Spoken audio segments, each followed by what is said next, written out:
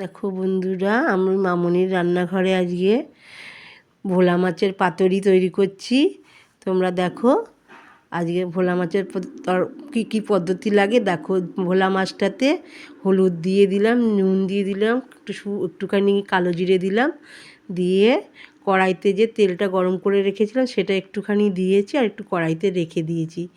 দিয়ে মাছটা ভালো করে মেখে নিলাম। দেখো মেখে নিয়ে কড়াইতে যে তেলটা ছিল তার উপরে কলা পাতাটা খুব সুন্দর করে পেতে দিয়েছি। পেতে দিয়ে এবার এক এক করে দেখো মাছগুলো সাজিয়ে দেবে।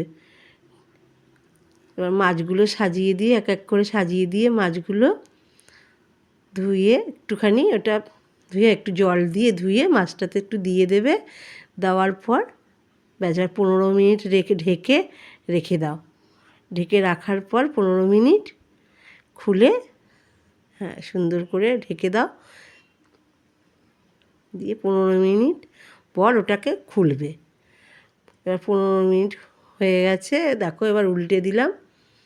দিয়ে দেখো এবার মাছটা কীরকম হয়েছে দেখতে। দেখো এই এবার তোমরা আমার ভোলা মাছের পাতুরি হয়ে গেছে। তোমরা এবার সব গরম গরম গরম ভাতের সঙ্গে তোমরা এবার ভোলা মাছটা সার্ভ করে খেয়ে দেখো। খাওয়ার পরে যদি ভালো লাগে তাহলে আমার চ্যানেলটাকে একটা লাইক করে দাও আর কমেন্টে জানিয়ে দাও।